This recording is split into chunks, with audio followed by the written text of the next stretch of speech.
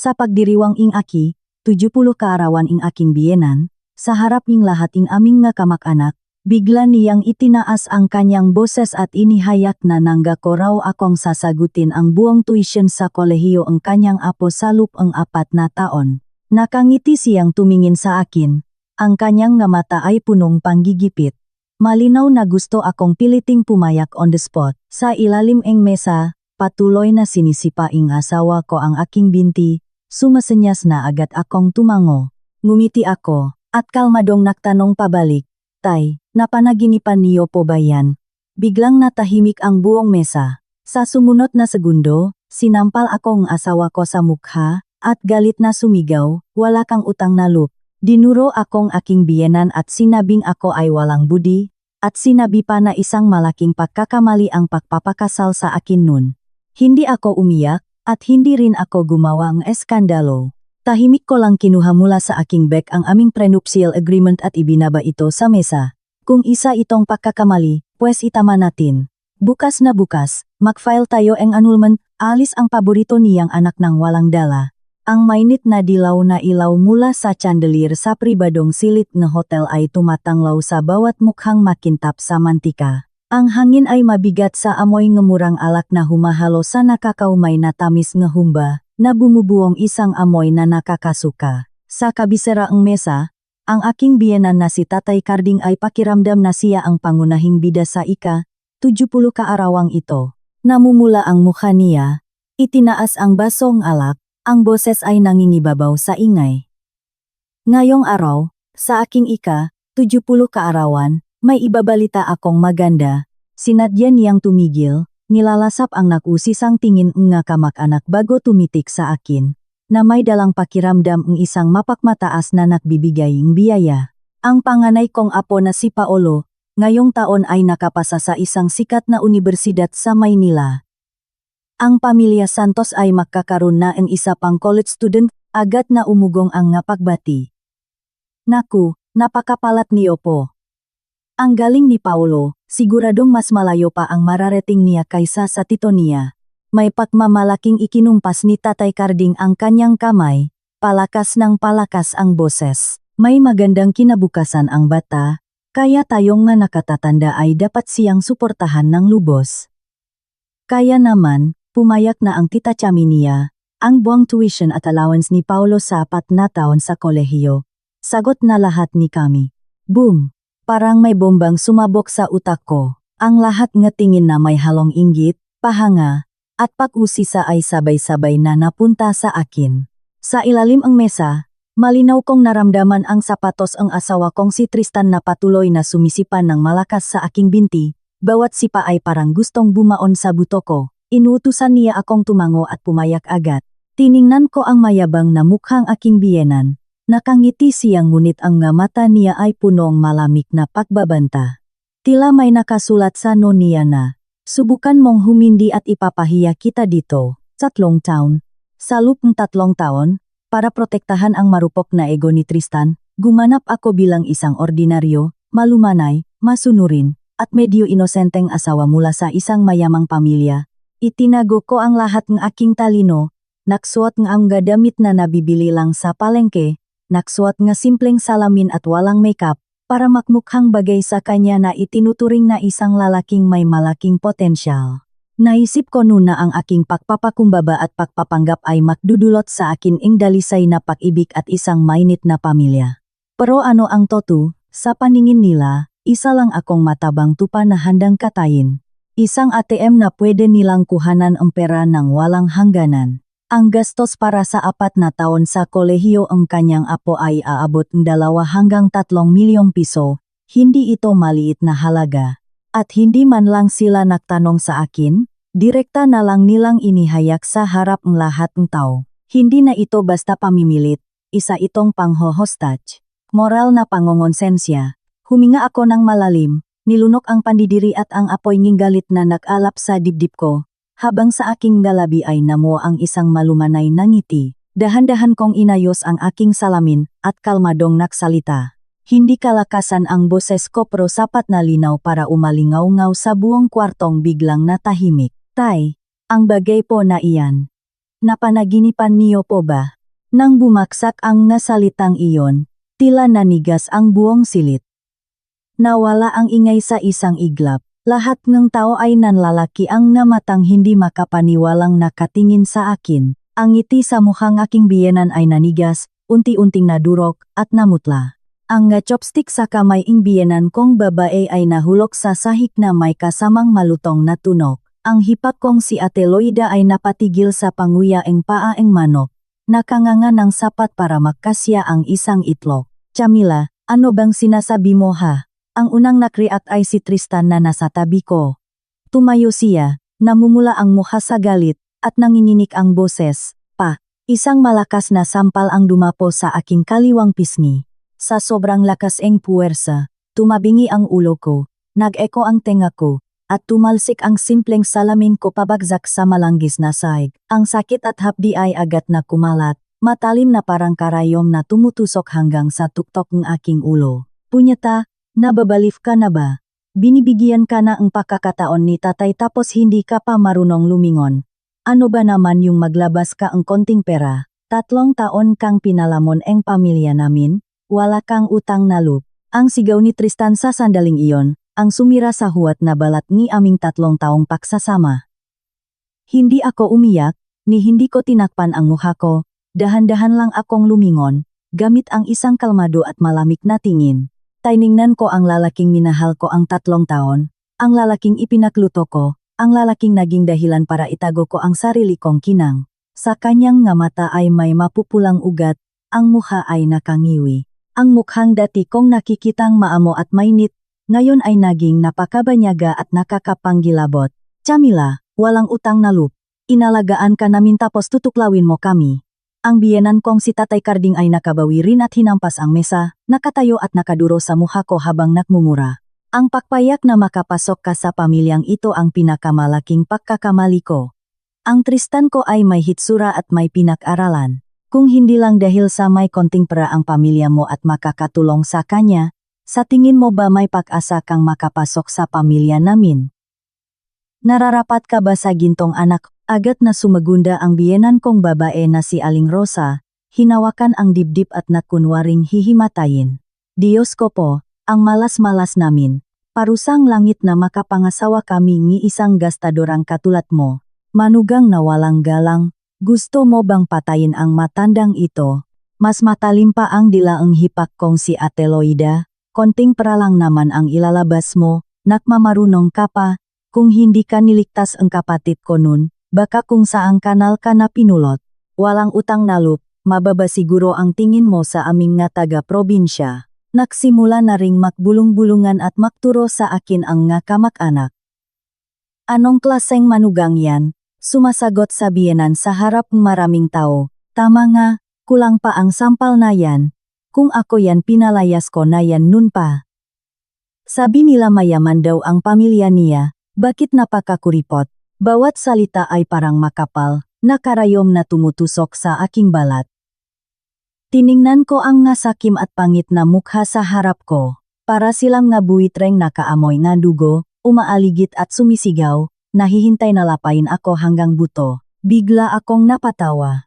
Sa gitna ng magulong pakmumura at pagkangiyakan, ang tawa ko ay umalingaw-ngaw ng malinaw at nakakapanggilabot. Hindi ako tumingin kaninuman. Yumuko lang ako at pinulot ang sirang salamin sa sahig at dahan-dahang sinuot ito muli.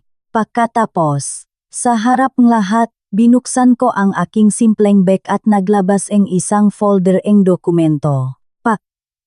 Malakas kong ibinagsak ang nga papel sa ibabaw malangis na mesa. Ang tuyo at malinaw na tunok nito ay nanek sa lahat ngingay. Iyon ang prenuptial agreement. Inangat ko ang aking ulo at tinitigan ang makahalong gulat at galit na mga mata ni Tristan. Umangat ang sulok ng labi ko, isang ngiting kasing lamig ng patalim. Sakto, kung isang pagkakamali ang pakasalan ako. Pues itama natin, kalmado ang boses ko na parang walang anumang alon, pero kasing talim ang scalpel, direktang binibiyak ang katotohanan ang dula-dula ang ito. Bukas ng 9 umaga, sa korte, mag-file tayo ng annulment. Huminto ako ng sandali, tiningnan ang mukha niyang biglang namutla, saka dahan-dahang idinakdak ang pinakamahalagang pangungusap. At ikaw, Tristan, aalis ka nang walang kahit na anong dala. Aalis nang walang dala. Ang nga salitang iyon ay parang kulok na sumabok sa gitna ng maingay na handaan. Biglang tumahimik ang buong mundo. Ang mukha ni Tristan ay nawalan ng dugo. Mula sa pagiging kulay sa galit ay biglang naging maputlang-maputla. Nanginginig ang ngalabi niya. Hindi makapaglabas ang kahit isang salita. Sa insting, iniunat niya ang kanyang kamay para agawin ang kasunduan sa mesa. Para bang iyon ang sentensyang kanyang buhay at kamatayan. Bahagya akong umatras, madaling naiwasan ang kamay niya. Chami, huwag ka naman gumawa ang gulo. Ibinaba niya ang kanyang boses, lumapit sa tenga ko, nakmamakaawa at nakbabanta. Kung may problema tayo, pag-usapan natin sa bahay. Huwag mo naman akong ipahiya rito. Ipahiya. Natawa ako ng mahina, lumingon at diretsong tumingin sa kanya. Kumpara sa pamilya mong sipsip ang dugo, wala pa yan. Noong una, tulala pa ang biyenan kong si Tatay Karding. Hindi sineseryoso ang sinabi ko, iniisip na nabigla lang ako kaya nagsasalita ng kung ano-ano.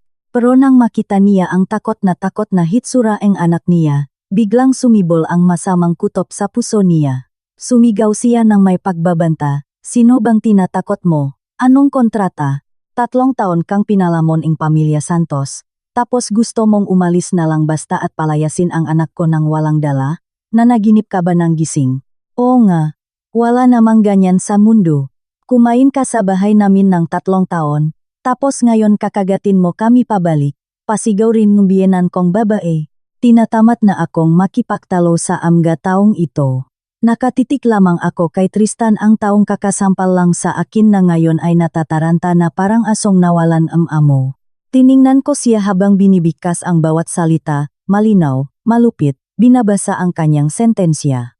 Kondisyon 3, Seksyon 7 sa kasunduan, napakalinaw. Ang bahay na tinitirhan natin pagkatapos ikasal, ang kotseng binili ko para sayo.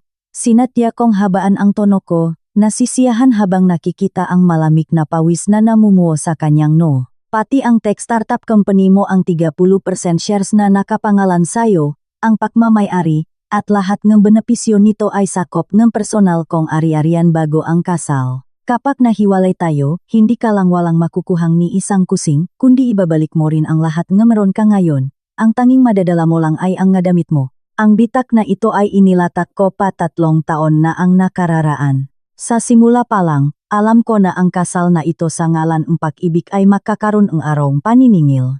Ang buong silit ay lubos na niyanik. Nakanganga ang lahat nga kamag-anak. Sa isip nila, isa akong simpleng mayaman na nakpakasal sa isang social climber na galing probinsya. Ang pera ko ay natural na pera ng buong pamilya.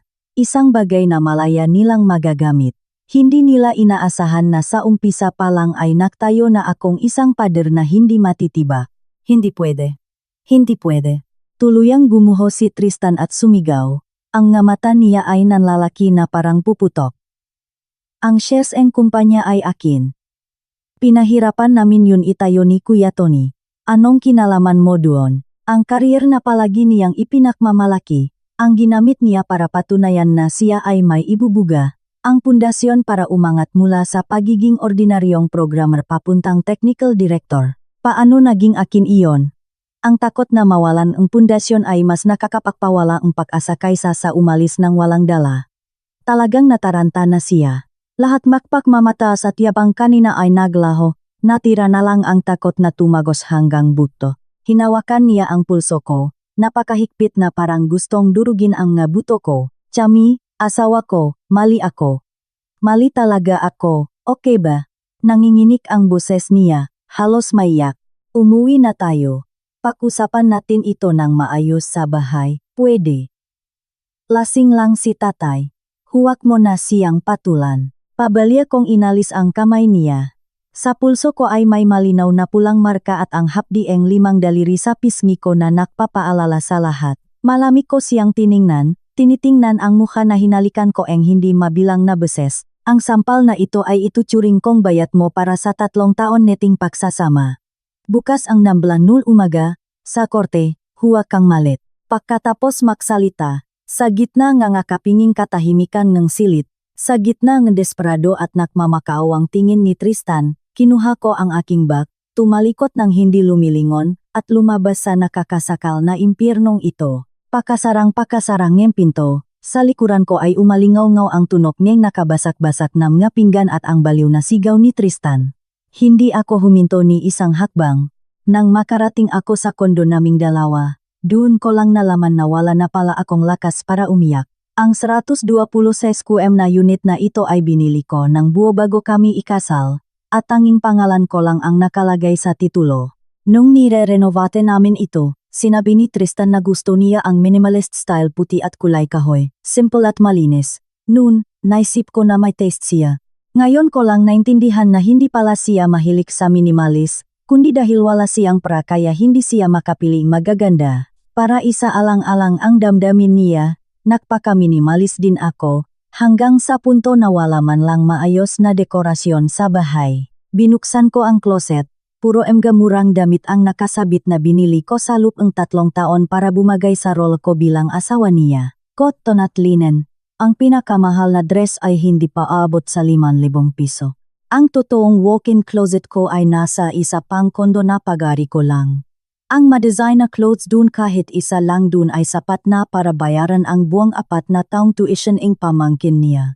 Kapag naisip ko to, natatawa na lang ako isang napakapait na tawa. Nakmukha akong payaso, kusanglop na nakipagdrama sa kanya ng 3 taon, at kapalit nito ay isang sampal at pagsabihan ng walang utang na loob.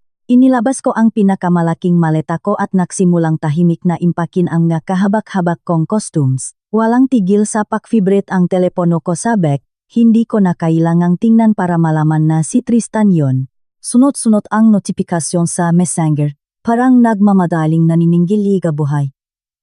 Hindi ko pinansin, diretsong pinok ang numero at Messenger niya, pati na ang buong pamilya Santos. Biglang tumahimik ang mundo. Pagkalipas ang halos kalahating oras, narinig ko ang pagpasok ng susi sa pinto. Agad na sumugot si Tristan sa loob na puno ng galit at taranta. Nang makita niya ang bukas na maleta sa gitna ng sala, agad na namula ang mata niya. "Sammy, aalis ka talaga."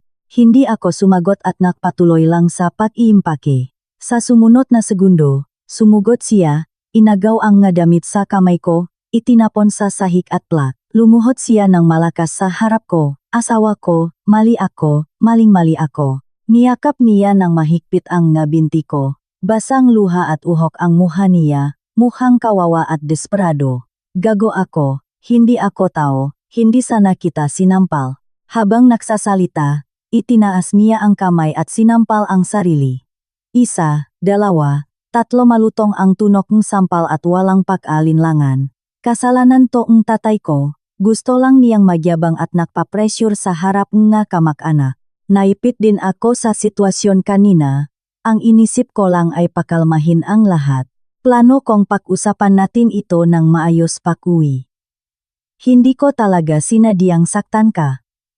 Nabulak ako ang galit kaya nawala ako sa sarili ko. Ipinasa niya ang lahat ng pananagutan, sinisi sa kayabangan ng tatay niya, sa pressure ng kamag-anak at sa bukso ng damdamin. Ginawa niyang kawawa ang sarili niya. Nakatali sa pamilya kaya napilitang gumawa ang mali. Tahimik ko lang siyang pinanut na umarte. Pinanut ko ang lalaking ilang minuto lang ang nakalipas ay handa akong saktan, na ngayon ay nakaluhot at nagmamakaawa.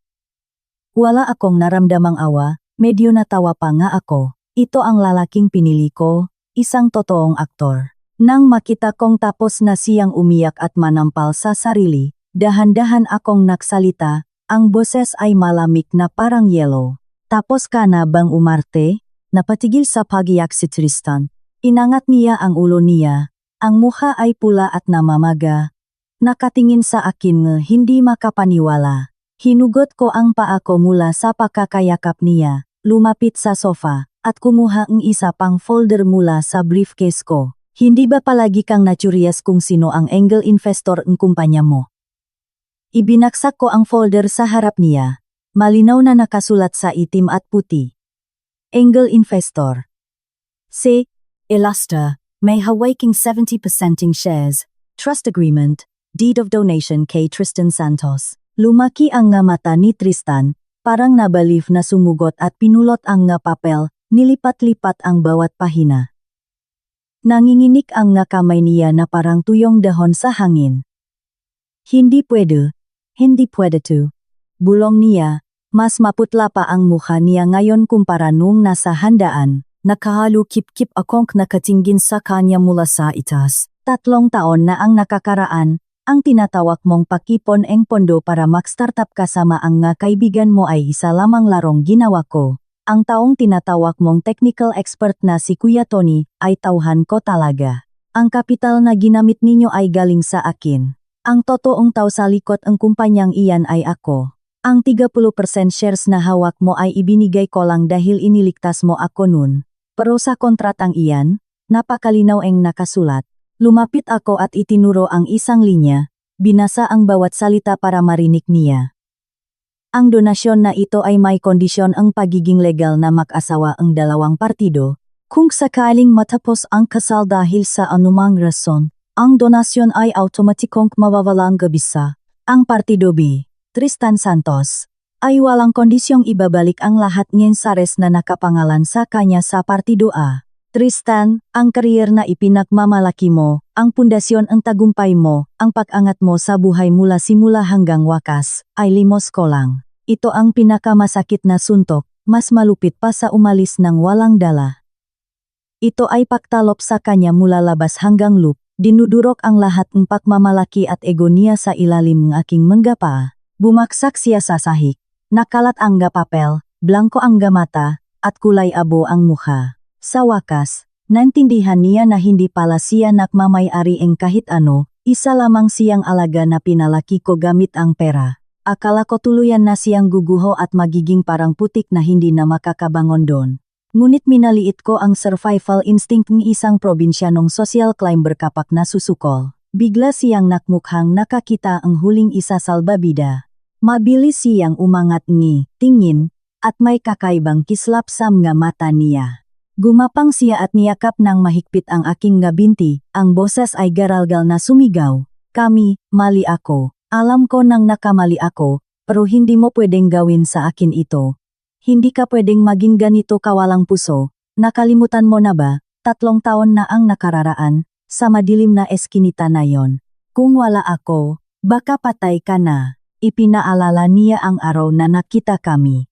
Ang araw na matagal ko nang itinago sa kaibuturan ang aking puso, na itinuring kong simula ang aming pag-ibig. Ang sandaling naniwala akong siya ay tapat at matapang, karapat-dapat na pagkakatiwalaan habang buhay. Biglang bumigat ang puso ko, isang malamig na pakiramdam ang umakyat mula sa talampakan ko patungo sa tuktok ng aking ulo.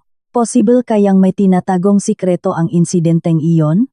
Ang nasalita ni Tristan ay parang isang kinalawang na susi, sinusubukang buksan ang pinto ng pagdududa na hindi ko kailanman sinubukang hawakan. Tiningnan ko ang mukha niyang nakangiwi sa kawalan ng pag-asa. Ang linyang kung wala ako, baka patay ka na ay paulit-ulit na nak-eko sa tenga ko. Hindi na ito isang paalala, mas mukha na itong isang direktang pagbabanta. May ipinapahiwatig siya. May hawak siyang kahinaan ko. Pinilit kong kalmahin ang sarili ko ngunit hindi ko makontrol ang pagbilis ng tibok ng puso ko. Hinugot ko ang paa ko at umatras ang 2 hakbang. Dumistansya ako. Lumabas ka muna.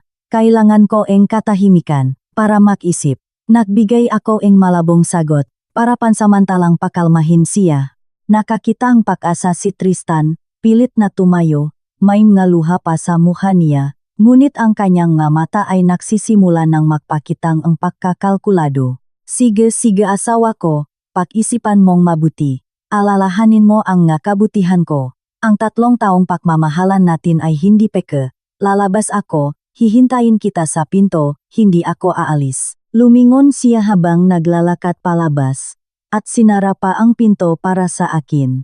Pagkasarang ang pinto, agad kong nilok ito. Tumakbo ako sa kama, kinuha ang aking personal na telepono sa ilalim ng unan, in-unlock gamit ang fingerprint, at mabilis na tumawag sa isang numero. Agad na sinagot ang tawag.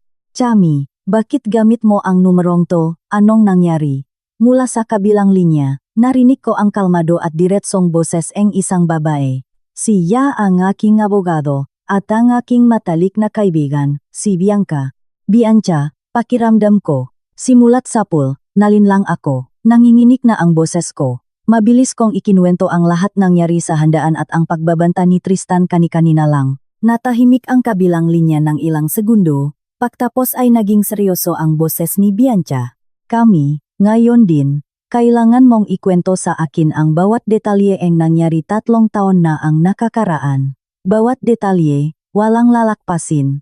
Bumalik ang alaala ko 3 taon na ang nakararaan. Kagagaling ko lang nun sa ibang bansa, sawang-sawa na ako sa magarbong at pekeng mundo ng pananalapi, kung saan ang nga tao ay nakangiti ngunit puno ng pagkalkula sa isip. Dahil din sa kagustuhang iwasan ang ilang gulo sa pamilya, itinago ko ang aking pagkakakilanlan at nagtrabaho bilang isang ordinaryong empleyado sa isang maliit na kumpanyang bahagi ng aming korporasyon para maranasan ang buhay. Ang isang ordinaryong tao. Isang gabi, nag-overtime ako para sa isang proyekto. Medyo malayo sa sentro ang kumpanya, kaya nag-shortcut ako sa isang madilim na eskinita na walang ilaw. Doon, hinarang ako ang 3 mukhang tambay. Bastos ang pananalita nila, at nagsimulang mambastos. Namatay ako sa takot, halos hindi makagalaw, nagpupumiglas at sumisigaw ang tulong, nang nawawalan na ako ng pag-asa, may isang anino na sumugot. Si Tristan. Sabi niya, kumakain siya sa isang karinderya malapit doon nang marinig niya ang sigaw ko. Noon, isa lang siyang bagong graduate na programmer. Payat ang pangangatawan ngunit walang pag-atubiling humarang sa harap ko at nakipag-away sa 3 lalaki. Nasugatan siya, nahiwa ang kanyang braso, pero patuloy pa rin siyang pinrotektahan ako, hanggang sa napagtanto ang 3 na wala silang mapapala kaya tumakbo sila palayo ng nakmumura. Nang oras na iyon, sobrang natouch ako. Sa gitnang malamig na siyudad, nakatako akong isang tapat at matapang na lalaki. Dinala ko siya sa ospital para magamot ang sugat at iniwan ko ang number ko. Pagkatapos nun, niligawan niya ako ng matindi. Araw-araw siyang gumagawa ang agahan at hinahatid sa akin. Kapag may sakit ako, umaabsent siya sa trabaho para alagaan ako. Ang ngahilik na minsan ko lang nabanggit, tandang-tanda niya. Malumanay siya, maalahanin, at may ambisyon. Akala ko natakpuan ko na ang pinakadalisay na pag-ibig, kaya kahit natutol ang nanay ko, kahit magkalayo ang estado namin sa buhay, pinili ko pa ring pakasalan siya. Nang marinig ito ni Bianca, napatawa siyang malamig. Chami, masyado ka bang maraming binabasang romance novels? Gamitin mo ang utak ng isang Empress Chi. Gaano ka-imposible ang kwentong yan? Una, isang bagong graduate na programmer, payat at mahina, tapos lalaban mag-isa sa 3 tambay na may patalim. Sa tingin mo ba gusto na niyang mamatay o may agimat siya? Pangalawa, masyadong saktong-sakto. Sakto sa araw at oras na nak-shortcut ka sa eskinitang yon, sakto rin na nandun siya, kumakain sa isang karinderya na madalang ang tao. Wala namang ganyan karaming coincidence sa mundo. Ang nga salita ni Bianca ay parang sibat na yelo na tumagos sa puso ko. Nanginig ang buong katawan ko. O nga. Bakit hindi ko man lang ito pinakdudahan nun? Dahil ba nabulak ako ang pag-ibig? O dahil sa kaibuturan ang puso ko? Ayokong maniwala na ang simula ang aking pag-ibig ay isang maduming kalkulasyon. Nagsimula akong mabaliw kaisip sa bawat detalye ang nakalipas na 3 taon. Ang pag-aalaga ni Tristan sa akin ay laging may kasamang nga patanong tungkol sa aking pamilya at pananalapi. Chami, anong trabaho ang nga magulang mo? Ang aura mo, parang hindi galing sa ordinaryong pamilya ah. Parang wala kang pakialam sa pra, hindi ka ba nakulangan sa pra mula pagkabata? Pak nagkaanak tayo, tutulong kaya ang pamilya mo sa atin? Akala ko nun. Kulang lang siya sa sense of security at gusto niya akong makilala pa. Ngayon ko lang naintindihan, bawat tanong ay isang pag-imbestiga, bawat salita ay may motibo. Sakto, biglang tumunok ang telepono ko na pinat-block ko ang nga numero 1 itong tawag mula sa landline. Hindi ko alam kung bakit pero sinagot ko. Sa kabilang linya, narinig ko ang nakakabinging sigaw ng biyenan kong babae. Chamila, napakasama ang ugali mong babae ka. Hanggang kailan mo gustong gipitin ang pamilya namin? Dahil sayo, pag-uwiin tatay mo hindi na kumakain at umiinom, kapag may nangyaring masama sa kanya, isusumpa kita hanggang kamatayan. Sunod ay ang boses naman ang hipak ko. Binabalaan kita, magtira ka naman sa sarili mo. Huwag mong isiping porket may praka, magaling ka na. Kung isusukol mo si Tristan, hindi ka rin magiging masaya. Mula sa pagmumura, naging pagmamakawa, tapos bumalik sa pagbabanta. Napakahusay umarte ang pamilyang ito na walang kahihiyan. Pinatay ko agad ang tawak. Sa labas ang pinto, patuloy na gumanap na kawawa si Tristan. Chami, buksan mo naman ang pinto. Mag-usap tayo ng maayos. Naalala mo pa ba? Ang unang dati natin sa maliit na kainan na iyon, sabi mo paborito mo ang beef mami nila. Patuloy siyang nagdaldal tungkol sa aming nga alaala. Sinusubukang gamitin ang pagmamahal para palambutin ako. Pero hindi niya alam, kapag ang binhi nga pagdududa ay naitanim na, lahat ng magagandang alaala ay nagiging ebidensya na lamang para ibunyak ang kanyang kasinungalingan. Sa kalagitnaan ng pakabagabak ko, may pumasok na mensahe mula kay Bianca. Isang litrato lang. Binuksan ko itong picture ng pamilya Santos, nasa background ang bahay nila sa probinsya. Si Tatay Carding at ang biyenan kong babae ay nakaupo sa gitna, katabi ang pamilyang hipak ko at si Tristan. Nanigas ang tingin ko sa isang sulok ng litrato. Ang lalaking nakatayo sa likod ng hipak kong si Ate Loida, nakangiti ng may pagkasipsip. Iyon ang asawa niya. At siya rin ang leader ang tatlong tambay na humarang sa akin sa eskinita 3 taon na ang nakararaan. Boom! Parang tinamaan ang kidlat ang utak ko at nakblangko. Ang simula ing aming pag-ibig. Ang eksena ing pagliligtas ing isang bayani na pinaniwalaan ko. Ang utang na loop na lagi kong tinatanaw. Lahat pala ay isang dula na isinulat at pinakbidahan ing sarili nilang pamilya. Maingat na pinlano mula pa sa simula. Ang akala kong kaligtasan ay isa palang patibong na matagal nang inihanda. Isang malansang lasang dugo na humalo sa napakatinding galit at kahihiyan ang umakyat sa lalamunan ko. Binuksan ko ng pabigla ang pinto ng kwarto. Nagulat si Tristan na nakabantay sa labas. Agad nang ngumiti ng alanganin. Chami, nakapag-isip ka na, sabi ko na nga ba, hindi mo ako matitis. Hindi pa siya tapos magsalita. Buong lakas kong ibinato ang telepono sa mukha niya. Ang bakal na gilit ng telepono ay humiwas sa nunya, at agad na dumugo. Sumigaw siya habang hawak ang nunya. Tristan, tingnan mo nang mabuti kung ano yan. Tinuro ko ang screen ng teleponong nahulok sa sahig, nanginginig ang boses sa sukdulang galit. Tiniis niya ang sakit. Yumuko at pinulot ito. Pakakita niya sa litrato, sa pamilyar na mukhang bayaw niya. Sa ikalawang pagkakataon ay namutla siya. Kapag nasa harap na ang ebidensya, lahat ng palusot at pekeng pag-ugali ay nagiging katawa-tawa at kahabak-habak. Sumandal siya sa pader, umiwas ang tingin, hindi makatingin sa akin. Ako. Nautal siya ng matagal, at sa wakas, sa ilalim niya nakbabanta kong tingin, tuluyang gumuho ang kanyang depensa. Oo, ako ang gumawa. Pinakplanuhan namin to ang pamilya ko, umamin siya. Sinabi niyang pagkagraduate niya. Narinig niya raw ang tungkol sa akin sa kumpanya, at nalamang napakayaman ang pamilya ko. Kahit ang toto ay maliit na bahagi lang iyon ng yaman ko. Hindi siya makapapayak na maging programmer habang buhay kaya gusto niyang sumugal. Kaya naman kinausap niya ang bayaw niya na mahanap ang 2 pang kababayan para iset up ang pagliligtas. Alam niyang madaling mahuhulok sa bitak ang nga babaeng katulad ko. Inaamin ko, nung una dahil lang sa pera mo, gusto ko ang shortcut. Umiyak siya ng umiyak, gumapang at tatangkain sanang yakapin ang nga binti ko pero sinipa ko siya.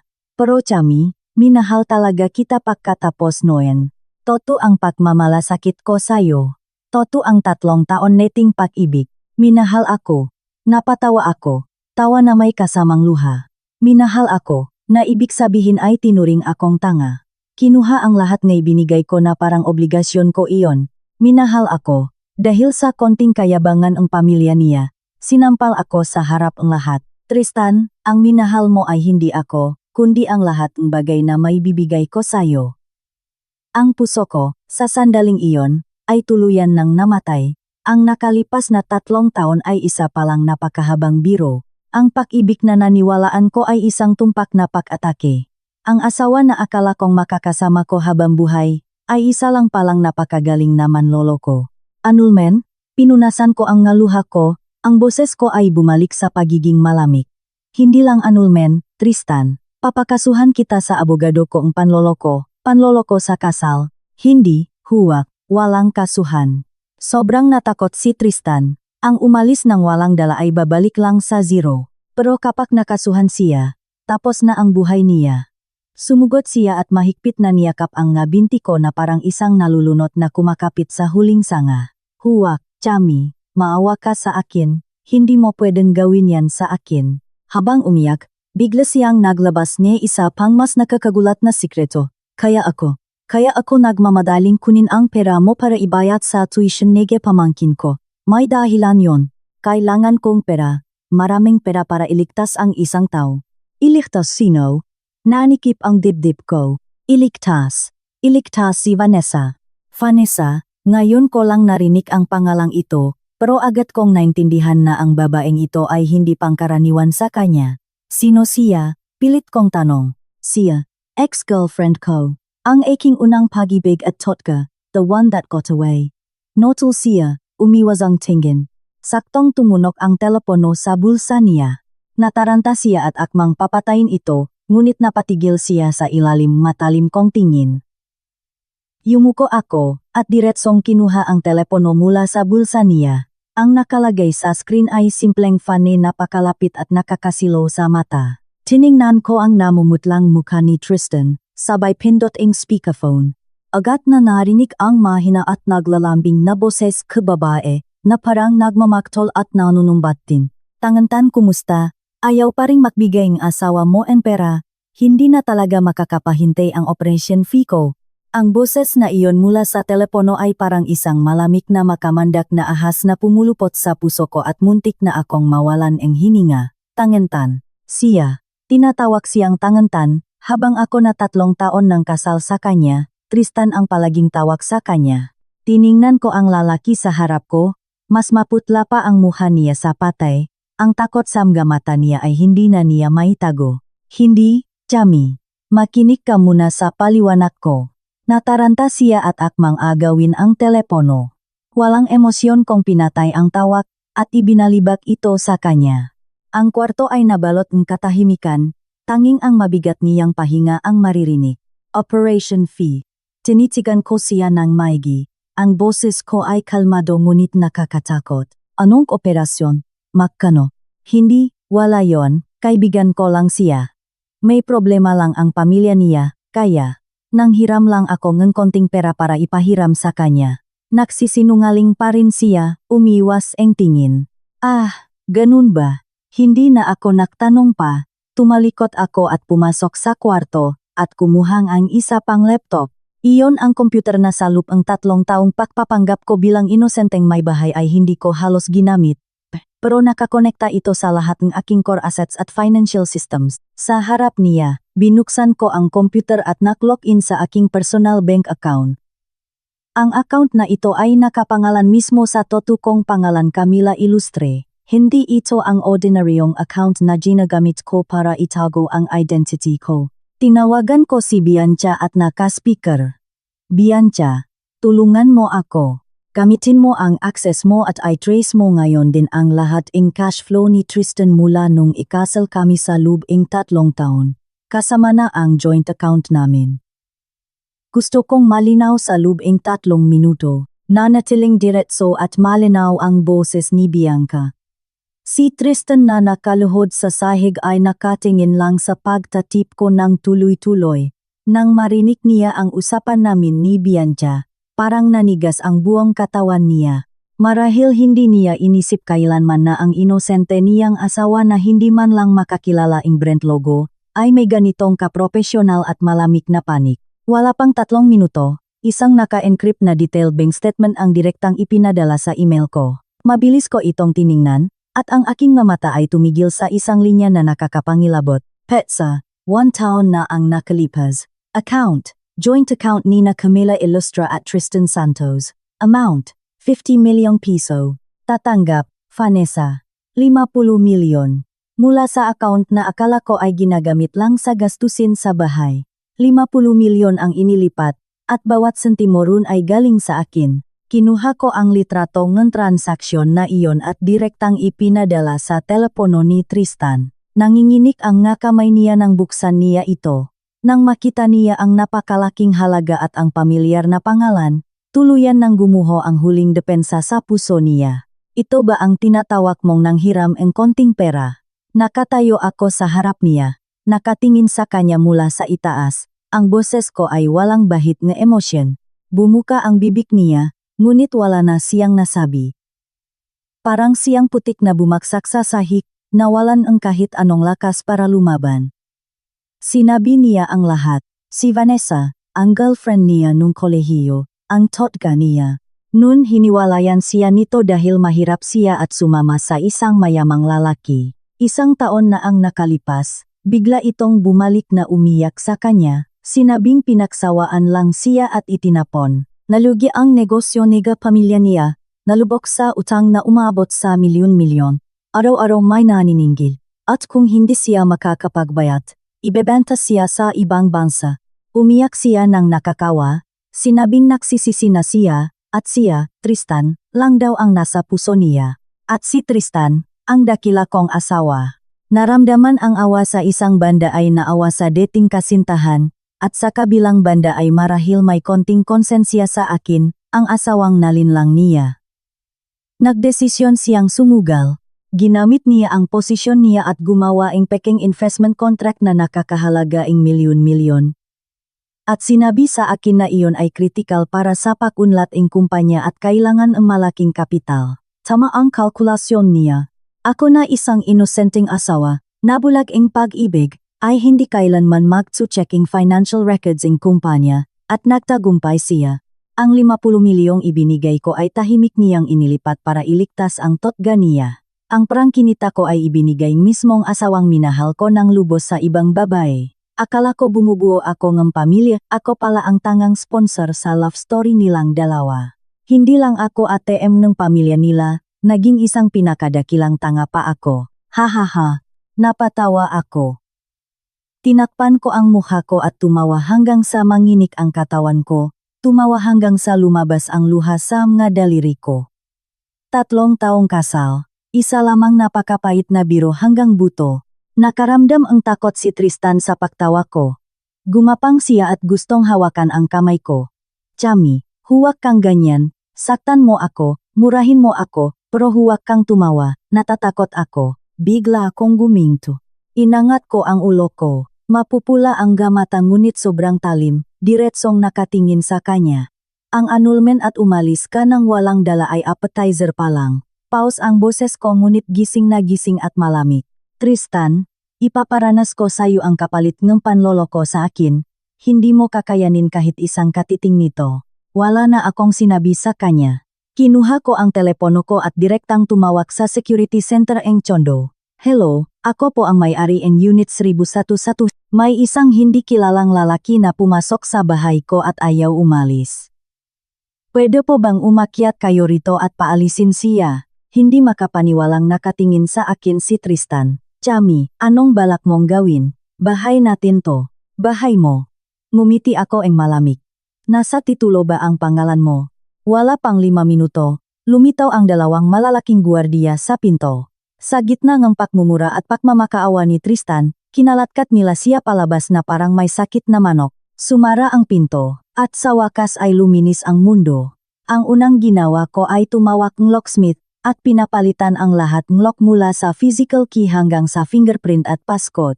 Matapos gawin lahat iyon, pumasok ako sa study room at binuksan ang malikabok at high-spec na computer. Nang umilaw ang screen, lumitaw ang nga pamilyar na stock quotes at financial data. Ang pakiramdam ang kontrol na matagal na nawala ay nakbalik sa akin. 3 taon na ang nakararaan, dahil kay Tristan, ibinaon ko ang aking sarili. Ngayon, para sa sarili ko, bubuhayin ko si Empress C. Nag-login ako sa exclusive communication software na tanging ang ma-elite lamang ang nakakalam. Olympus, ang ID ko ay isa lamang salita. Empress C. Sa private group, isang mensahe lang ang ipinadala ko. Game over, repair to clean healed. Agad na nag-pop up ang mapamilya na avatar. Welcome back Queen, Ninhel, say name. Sila ang nakakampi ko, ang pinakamatibay kong sandalan sa mundo ang pananalapi at kapital. Tiningnan ko ang napamilyar na pangalan, huminga ng malalim, at tinipa ang aking unang utos. Counterattack Step 1. Targetin si Tristan. Inutusan ko si Bianca na kolektahin ang lahat ng ebidensya magdamag, kasama ang peking investment contract at lahat ng records kung paano niya ginamit ang posisyon niya para ilipat ang pondo ng kumpanya. Kinabukasan, 2 demand letter at kaso patungkol sa corporate embezzlement at commercial fraud ang ipinadala diretso sa kumpanya ni Tristan at sa mismong kamay niya. Kasabay nito, si Bianca bilang pinakamalaking shareholder ay opisyal na nag-report, insidente sa Economic Investigation Unit. Inisip ni Tristan na pinalayas lang siya sa bahay at tulad ang dati, papasok siya sa trabaho sa kumpanya. Ang sumalubong sa kanya ay ang madilaw na tape na naglalok sa pinto, freeze order sa mga bank account ng kumpanya, at mga pulis na may malamig na muka. Nang hulihin siya, blanko na lang at tuluyang pagbaksak ang makikita sa mukha niya. Counterattack Step 2. Targetin ang pamilya Santos. Sa lubing 3 taon na umanggat si Tristan, ang makamag-anak niya ay nakinabang din. Ginamit niya ang perang in-invest ko sa kumpanya para gawing daan para sa buong pamilya. Inilagay niya ang nga tito at tita niya bilang shareholder sa mga maliliit na negosyo, kahit nakaupo lang, tumatanggap ng dibidendo buwan-buwan. Inutusan ko ang aking nga kakampi sa financial district na galawin ang pondo at direktang atakehin ang nga kumpanyang iyon. Sa loop lamang ang isang gabi, ang nga kamag-anak na kahapon lang sa handaan ay nagtuturo at nagyayabang sa akin, ay natuklasan na ang nga shares nila ay naging basurang papel na lamang. Ang nga maliliit na pabrika na in-invest nila ay na-bankrupt. Ang nga kumpanyang nakapangalan sa kanila ay naksara. Ang pinakakakitaan nila ay dinurok ko hanggang sa walang matira. Counterattack Step 3. Targetin ang totga na si Vanessa. Pinagawa ko kay Bianca ang ilang hindi pangkaraniwang pamamaraan para imbestigahan ang lahat tungkol sa kanya. Gayang inaasahan, pagkatapos makuha ang 50 milyon, hindi siya nagbayad ng utang tulad ng sinabi niya. Ang tinatawag na napakalaking utang ay ilang milyon lang at hindi ganun kalala. Ginamit niya ang pera ko para magpasarap sa abroad, bumili ng designer bags, tumira sa 5-star hotels, magparty, at nag-alaga pa ng isang toy boy. Sa social media, nagpo-post siya ang nga edited photos na may caption na, "Ngayong araw ay nagsikap ulit magbayad ng utang. Mahirap ang buhay." Nakayos biktima habang nag-enjoy. Napakagaling na artista. Pinagsama-sama ni Bianca ang lahat ni ebidensya ng kanyang panloloko at illegal money transfer kasama ang nilitrato maranyang buhay niya sa ibang bansa at ipinadala ng anonymous sa lahat ni inutangan niya. Sa dulo ng email, sinadya kong ilagay ang addressing luxury hotel niya sa Paris at ang eksaktong numero ni kwarto niya. Naniniwala ako na ang nga nagpapautang na matagal na niyang pinagtataguan ay matutuwa sa cross-country manhunt na ito. Matapos kong gawin lahat, isinara ko ang computer at tumayo sa harap ang malaking bintana. Sa labas, kumikinang ang ilaw ang siyudad na parang bituin. Sa loob ng 3 taon, ngayon ko lang naramdaman na muli kong hawak ang buhay ko. Hindi na ako si Camila Ilustre na kailangang umasa sa lalaki at itago ang sarili. Ako si Empress Che. Ang taong kayang baliktarin ang merkado sa mundo ang pananalapi. Mula ngayon, ang nga patakaran niya laro ay ako ang magtatakda. Kung bão đến nhanh và dữ dội, ang bagyo ay dumating ng mabilis at malakas. Si Tristan, dahil hindi pa kumpleto ang nga ebidensya na isang sadyang hakbang na ginawa ko dahil ang paglalaro ng pusa at daga ay dapat mabagal para masaya ay nakapagbayal pagkatapos ng ilang araw. Ngunit bumalik na siya sa dati, nawalan ang kumpanya, posisyon, at nasira ang reputasyon. Ang nga kaibigan at kasosyo na dati pumapalibot sa kanya, ngayon ay umiiwas na parang may sakit siya. Nahulog siya mula sa langit papunta sa putikan. Samantala, ang pamilya Santos ay nakakagulo na rin. Ang nga kamag-anak na nabangkrupt ay ibinuhos ang lahat ng galit kay Tristan at sa kanyang nga magulang. Sumugot sila sa bahay sa probinsya, nakmura at naksumpa, tinawag silang malas at manloloko, at pinalayas mismo si Tristan na nagdulot ng gulo sa pamilya. Nawala sa kanya ang lahat, walang bahay, walang matatakbuhan, naglalakat sa kalsada, hindi makapaniwala. Ngunit sa puso ko, parang isang patay na lawa na lang. Nang may labas na ang galit, ang natira na lang ay kawalan. Nagsimula ako ang bagong buhay. Lumipat ako sa isang 2-story penthouse sa gitna ang siyudad na akin lamang. Naglalakat ako ng naka-heels, suot ang formal na suit at ginagamit ang pangalan kong Chamila Ilustre kasabay ang identity na Empress J para bumalik sa mata ang publiko. Nagpa-interview ako sa isang sikat na business magazine. Ang litrato ko ay nasa cover page. Ang babaeng dating nasa likod ni Tristan simple at mabait sa luplang isang gabi ay naging pinakasikat at misteryosong pangalan sa business world. Siguro niga mula sa magazine na iyon, nalaman niya ang totoong identity at lokasyon ko. Nagsimula siyang hanapin ako na parang bali. Sa ilalim ng kumpanya, sa ibaba ng tsondo ko, lagi siyang nakikita hindi na ang kagalang-galang na direktor nun, mahaba ang balbas, magulo ang damit, at mapupula ang mata sa kawalan ng pag-asa. Isang araw na umuulan ng malakas, nakatayo ako sa bintana ng opisina nakatingin sa ibaba. Nakatayo siya sa ulan na parang rebulto, hinahayaang basahin siyang malamig na tubig. Mahinang nagtanong ang asistan ko, "Ms. Chamila, tatawag po ba tayo ng guard?" "Hindi na kailangan." Inalis ko ang tingin, kalmado ang boses. "Isa lang yang asong ligaw. Kapag basang-basa na yan, aalis din yan kusa." Ang pakiramdam na makita ang taong nanakit sa'yo na nagdurusa sa paanan mo hindi ito matamis, at kung matamis man dahil sa sakit ng iba, napakaikli at walang lasa nito. Nagsimula siyang sumulating galiham sa akin.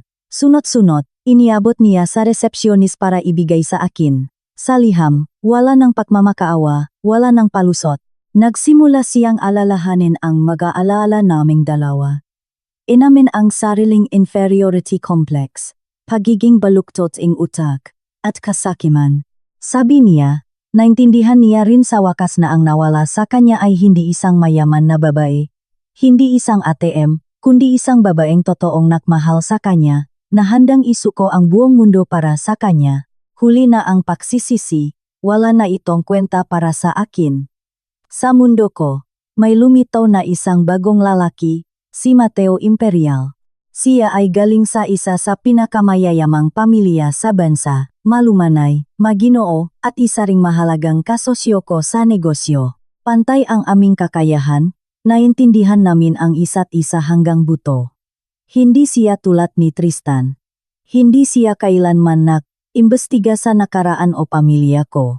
Ang pinapahalagahan niya ay kung sino ako, ang kakayahan ko, ang utak ko.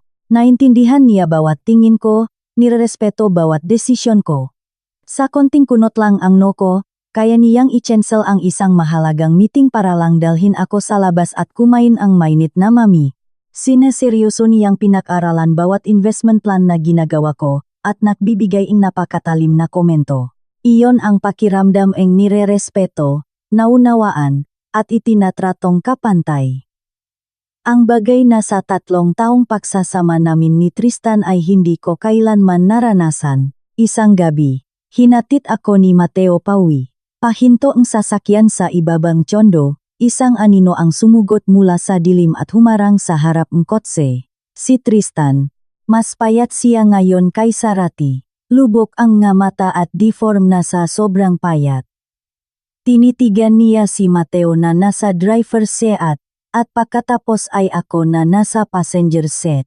Sa mga mata niya ay may halong desperasyon, selos, at di matanggap na katotohanan. Tinanggal ni Mateo ang seatbelt at bumaba, humarang sa harap ko. Mas matangkat siya kay Tristan ang kalahating ulo, napakakalmado ang aura. Isang kalmadong tingin lang ay sapat na para makmukhang nakakatawa ang kabaliwan ni Tristan. "May kailangan ka ba?"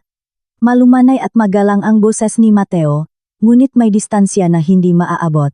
Nanginginig ang labi ni Tristan. Tiningnan niya ako at si Mateo, at sa huli ay walang nasabi. Umatras siya at nagtago sa dilim na parang isang talunan. Akala ko malalaman na niya kung paano umurong. Akala ko tapos na ang dula. Pero hindi ko inaasahan na may isa pang taong lilitaw at guguluhin ang kalmadong tubig, si Vanessa, ang babaeng kumuhang pera ko at nagpasarap sa abroad. Sa wakas ay nasukol din at umuwi sa Pilipinas na parang asong nawalang amo. At ang unang taong hinanap niya ay si Tristan pa rin. Gusto niyang lumuhod si Tristan at magmakawa sa akin. Nakita ko sa CCTV ang chondo ang eksena kung saan hinanap ni Vanessa si Tristan sa maliit na parke sa baba ang building ko. Nakabaluktot si Tristan sa isang bench na parang walang tirahan. Nakasuot pa rin si Vanessa ang kanyang nakakaawang itsura, ngunit maputla ang mukha at puno ng takot at pagod. Umiyak siyang sumupsop sa dibdib ni Tristan. Genston, iligtas mo ako, gusto nila akong patayin, hindi sila tao. Itinulak siya ni Tristan. Blanko ang nga mata, walang anumang awa. Paano kita ililigtas?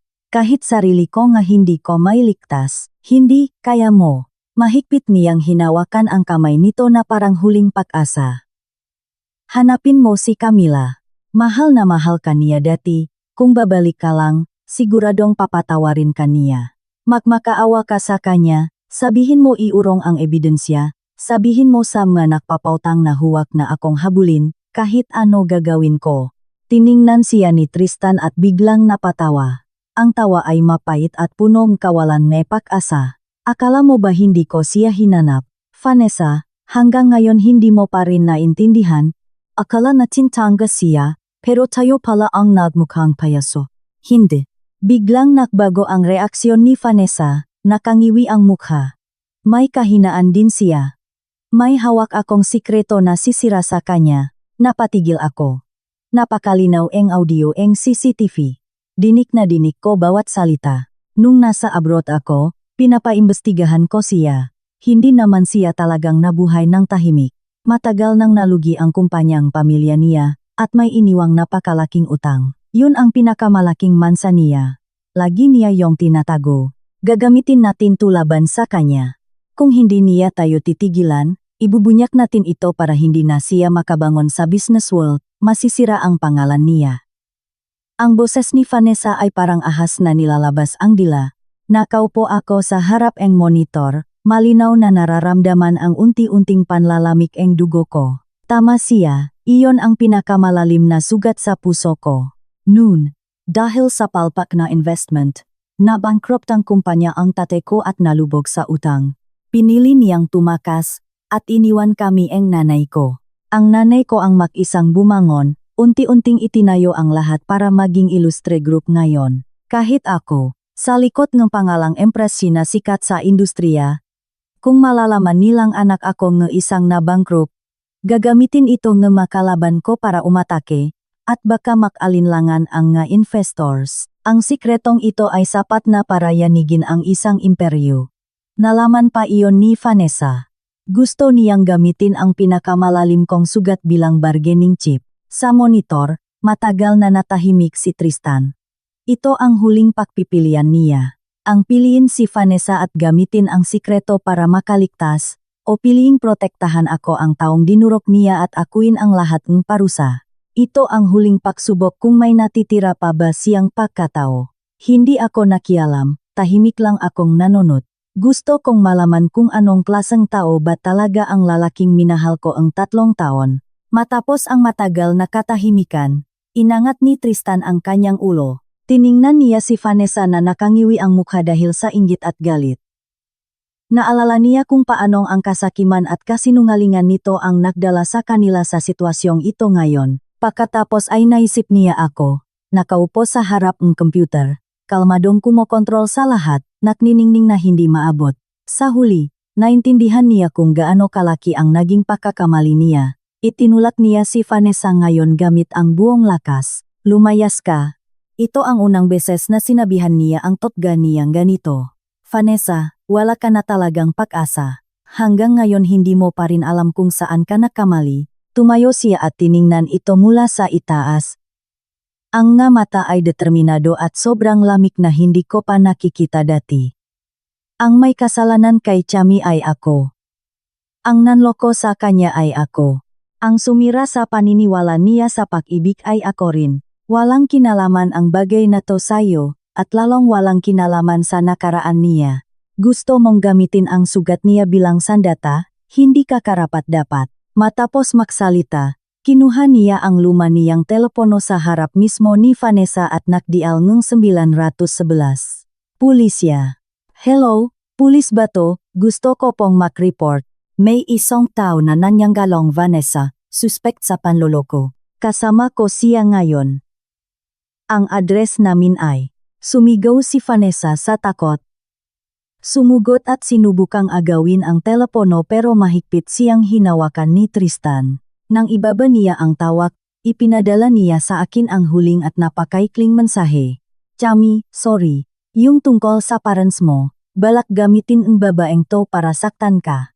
Tumawag na akong pulis. Ito na lang ang huling magagawa ko para sayo, hindi na kita guguluhin pa. Tiningnan ko ang mensaheng iyon, halo-halo ang emosyon ko. Sa huling sandali, pinili niya ang tama. Sayang nga lang at huli na ang lahat. Agad na dumating ang megapulis at tinala si Vanessa. Kahit pa nagsisigaw at nagmumura siya. Pagbabayaran niya ang mega-krimen niya. At si Tristan, dahil sa magakaragdagang ebidensyang embezzlement na ibinigay ko, nakumpleto ang kaso at formal na siyang ginaresto. Pinanut ko sa CCTV, nakaposa siyang isinakay sa police car, hindi nakpumiglas, hindi lumingon. Bago siya sumakay, tumingala siya at tumingin sa direksyon ng kondo ko. Mula sa malayo, parang nakita ko sa mga mata niya ang ginhawa. Siguro para sa kanya, isa rin itong uri ng kaligtasan. Nang makulong si Tristan at Vanessa, ang ilang buwang gulo ay sa wakas natapos din. Ang kinahinatnan ng pamilya Santos ay hindi nalayo sa inaasahan ko, si Tatay Carding, nang malaman na nakulong ang anak niya at gumuho ang ari-arian nila, hindi nakayanan ang pakbaksak mula sa itaas, at na-stroke at na-paralyze ang kalahating katawan. Para alagaan siya at bayaran ang nga utang, napilitan ang biyenan at hipak ko na ibenta ang bahay sa probinsya at magsiksikan sa isang maliit na inupahang kwarto. Araw-araw silang nag-away dahil sa pambili ng gamot at pakain. Ang apo nilang si Paulo napakasa ang pamilya ang taong gusto nilang gastusan ko ay kinapos sa tuition at allowance. Kaya huminto sa pag-aral at makang naktrabaho. Ang nga ginawa nila sa akin ay bumalik din sa kanila sa pinakapait at pinaka-ironik na paraan. Nang ikwento sa akin ni Bianca ang lahat nito, hindi man lang gumalaw ang puso ko. Hindi sa wala akong awa, kundi dahil naintindihan ko na iyon ang kapalit ng sarili nilang kasakiman at kamangmangan. Hindi ako nagtatayo ng charity, at hindi rin ako santo na magliligtas sa mundo. Bumalik sa pagiging mapayapa ang buhay ko, ngunit ibang klaseng kapayapaan. Hindi na ako nagtatago o nagpapanggap. Gamit ang pangalang Chamila Ilustre, sa ilalim ng pagkakakilanlan na emprese, tumatayo ako sa business world ng nakniningning. Mga pagbili, mergers, investments bawat hakbang ko ay tama at direkta. Naging simbolo ako ng pag-angat ng nga kababayhan sa panahong ito. Hindi kailangang umasa sa iba, at hindi kailangang yumuko kaninuman. Si Mateo Imperial ay laging nasa tabi ko. Tahimik niya akong tinulunggang asikasuhin ang lahat ng lumang utang na iniwan ang tatay ko nun. Walang yabang at hindi nakpapabida. Minsan habang nakbabasa akong financial report, kaswal lang niyang sinabi na, yung nga lumang utang na yon, inasikaso ng legal team ko, wala nang gagamit noon para guluhin ka. Ginamit niya ang paraan niya, malumanay ngunit sapat ang lakas para hilumin ang pinakamalalim na sugat sa puso ko. Ipinakita niya sa akin kung ano talaga ang isang malusok na relasyon. Sabay kaming nakjojoging tuwing umaga, nag-usap tungkol sa proyekto hanggang gabi. Minsan nakdedebate kami hanggang mamula ang mukha, pero pagkatapos ay magtatawanan din. Tinitingnan niya ako bilang isang buong tao, malaya, may halaga, at karapat dapat irespeto. Hindi isang babaeng kailangang umasa sa kanya. Sa isang malaking business banquet, ako ang huling guest speaker. Nakasuot ng pulang damit, sa ilalim ng spotlight. Tumayo ako roon ng may kumpiyansa. Nang matapos ang speech, umaling-ongaw ang masigabong palakpakan sa buong venue. Bumaba ako. Naghihintay si Mateo. Hinubat niya ang kanyang suit jacket at inilagay sa amga balikat ko ng natural. Tinatakpan ako mula sa amga mapanghusgang mata. Saka yumuko at bumulong sa tenga ko. Simula ngayon, hayaan mong ako ang maging baluti mo. Lumingon ako at tiningnan siya, ang nga mata niyang iyon ay punong nginit at determinasyon. Ngumiti ako, isang totoong matamis na ngiti. Hindi kami nakmamadaling lagyan ang label ang relasyon namin, hindi na kailangan ang mabubulaklak na pangako. Pero alam kong nagsisimula na ang isang bagong paglalakbay. Pagkalipas ang ilang taon, nalaman ko na lang na nakalaya na si Tristan sa kulungan. Hindi siya bumalik sa probinsya nila, kundi pumunta sa isang malayong siyudad sa Mindanao. Nagtrabaho siya bilang isang laborer, nagbubuhat ng semento, at namuhay ng tahimik. Mula sa isang lumang kakilala, nagpadala siyang liham sa akin. Ang papel ay mumurahin, ang sulat kamay ay magaspang, wala nang kahit anong pagmamakaawa para mapatawad. Kalmado lang niyang ikinuwento ang nga taon niya sa kulungan at ang buhay niya matapos makalaya. Sabi niya, naintindihan niya rin sa wakas, sa buhay na ito, ang hindi dapat mawala sa isang tao ay ang konsensya, at ang hindi dapat galawin ay ang kasakiman. Binati niya ako ang kaligayahan. Sa dulo ang liham, may kasamang ATM card. Sabi niya, yan ang konting naipon niya. Alam daw niyang ang halagang ito ay hindi abot sa kahit na 1% ang utang niya sa akin. Siguro habang buhay hindi niya ito mababayaran. Pero ito ang simula. Ang natitirang bahaging buhay niya ay gagamitin niya para bumawi. Tiningnan ko ng matagal ang ATM card. Sa huli, ibinalik ko ito sa kanya ng buo kasama ang isang maliit na papel. Maikling mensahe lang, kanya-kanya na tayong englandas. Naway maging payapa na. May mga utang na hindi na kailangang bayaran, may mga pagkakamaling kailangang dalhin habang buhay, iyon ang tunay na parusa. Matagal nang stable ang relasyon namin ni Mateo. Isang hapon na maganda ang sikat nega araw, sa loop nega hardin, bigla siyang naglabas nega isang velvet box, walang palamuti at hindi siya lumuhod. Binuksan niya ang kahon, isang kumikinang na singsing, simple ang disenyo ngunit perpekto sa bawat detalye. Sa tabi ang pangunahing diamante ay may maliit na pattern na gawa sa bato na hugis latrangsi. Sabi niya, Chami, pakasalan mo ako. Hindi para maging misis, imperial ka, kundi para magkaroon ako ng karangalan na maging asawa ni Camila Ilustre.